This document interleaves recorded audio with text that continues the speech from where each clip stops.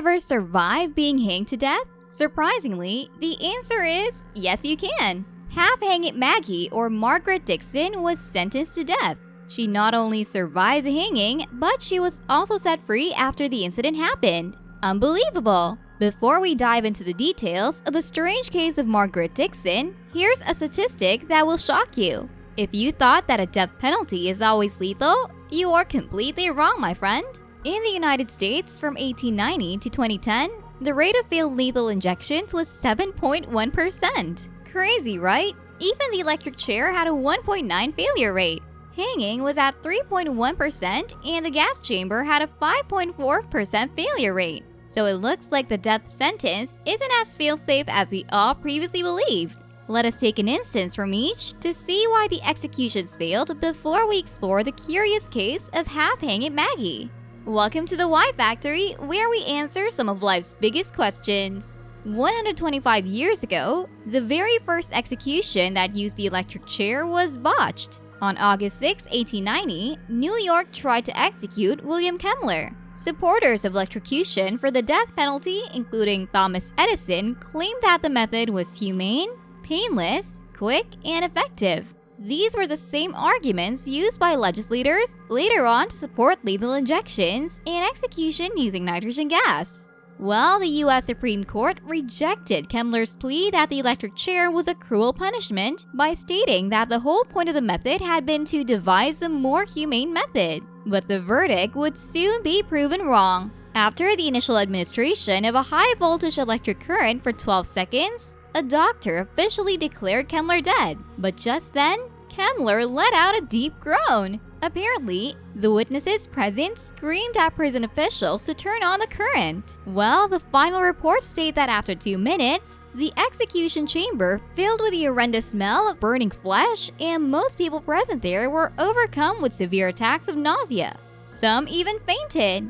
Newspapers called the botched execution a historic bungle that was inhumane, disgusting, and sickening. Despite the initial failure, states have carried out more than 150 executions via the electric chair since 1873. But there was another incident in 1997 when convicted murderer Pedro Medina's head burst into flames while he was being executed in an electric chair. Since the failure rate of a firing squad in the US is 0, does that mean there's no room for error? Only a few countries around the world, including Indonesia, North Korea, China, Taiwan, and Yemen, use a firing squad for execution. But this method is not foolproof either. In 1978, in Thailand, a 6-year-old child was kidnapped and then murdered. The boy's nanny, Ginggao Lursungnern, was one of the 3 accused behind the terrible act and was sentenced to death via a firing squad. She was shot 10 times and was officially pronounced dead before being taken to the morgue. But just as the squad was preparing for the next execution, something shocking happened.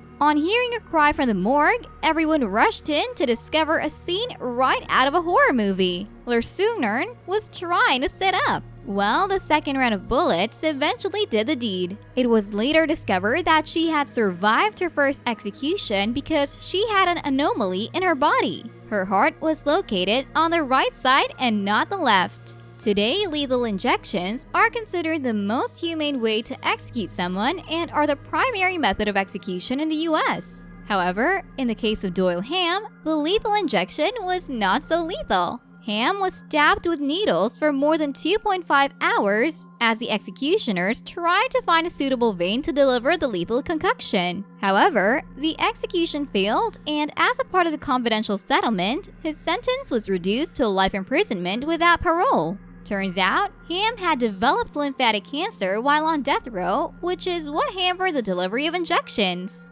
Back to Margaret Dickson, could her survival have been a situation of a loose noose, like the infamous Black Jack or Tom Edward Ketchum? It was in the late 19th century America that Tom had given up his life as a cowboy and turned to a life of crime. He joined a gang and terrorized Texas and New Mexico with his antics that included robbing trains and even committing murder. His final act was at the turn of the century, 1899, when he was caught while attempting to rob a train. As soon as he was recognized, the conductor shot him and he was imprisoned. On the 26th of April 1901, spectators had come from all over the country to witness Ketchum's hanging in New Mexico. But everyone there was in for an unpleasant surprise. It turned out that no one in the country had any experience whatsoever of carrying out a hanging. The rope that was used was too long, and because of the weight that Ketchum had gained in prison, he fell right through the trapdoor and was decapitated. His head was, however, sewn back on his body for the public to view. Was Margaret Dickson's survival a case of divine intervention like William Duell? 16-year-old William was hanged on the 24th of November in 1740 for murdering a servant. He remained strung up for nearly an hour before being declared dead and then cut down. But later, as his body was being prepped up by medical students for dissection, he woke up.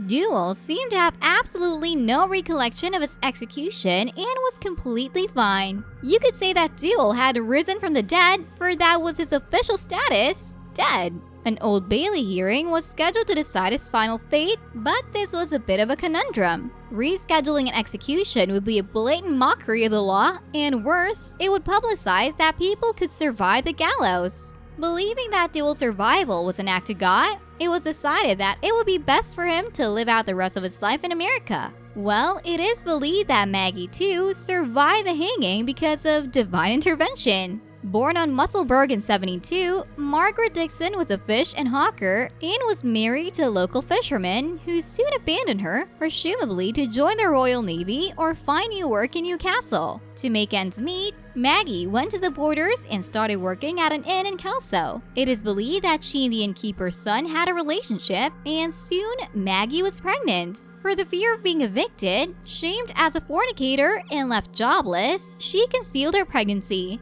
She eventually gave birth, but the baby was weak and unhealthy and soon passed away. Maggie didn't wish to be caught, and unable to give her baby a proper burial, she decided to lay the child by the River Tweed. The baby was discovered soon afterward, and a physician determined that the baby had been alive but for a very short while. All evidence pointed towards Maggie, and while she was initially charged with concealment of pregnancy, the charges were changed to homicide. She was found guilty and sentenced to death by hanging. Her hanging took place on September 2, 1721, and she was pronounced dead at the gallows. But things are about to change as her family and friends are transporting her in a wooden coffin for her burial at Musselburgh. Apparently, as the pallbearers stopped for refreshments at the Sheep Hide Inn in Duddingston, the lid of the coffin began to move and a distinct knocking could be heard. Turns out, the coffin she was to be buried in was designed to let in air, and that, combined with a cart jostling about the cobbled streets, had woken Maggie. Though still a bit sore around her neck, the very much alive Maggie continued on her way home. What would the law do now? The authorities debated the case and were led to believe that the whole thing was divine intervention. The final verdict was that since the death sentence had been followed through and the physician had pronounced her dead, it would be against the Scottish laws to have a second sentencing. So Maggie was let go and lived for another 40 more years before dying of natural causes. She went on to have several children of her own with her husband, whom she remarried. After all, death did do them apart. Talking about wedding vows like "until death do us part," the Scottish government took the incident into consideration and then added an "until death" clause to the death sentence. Maggie was one lucky person. Apart from divine intervention, what other reasons could there have been that contributed to her survival? According to local lore, Maggie apparently seduced a hangman while at the Tolbooth jail, and he loosened her rope to help her survive. However it happened, she lived. After the incident, she became quite famous not only in Edinburgh but beyond too. There is also evidence of her having suffered from neck problems and maybe even a broken vertebra, but the rest of the details of her life are unfortunately obscure. The most celebrated memorial to her is perhaps at Maggie Dickson's pub in Grassmarket, which is merely yards away from where she was hanged. That's all for today. How do you think Maggie Dickson survived? Do you believe in the death penalty?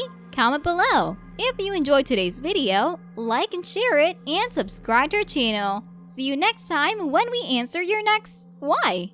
Goodbye!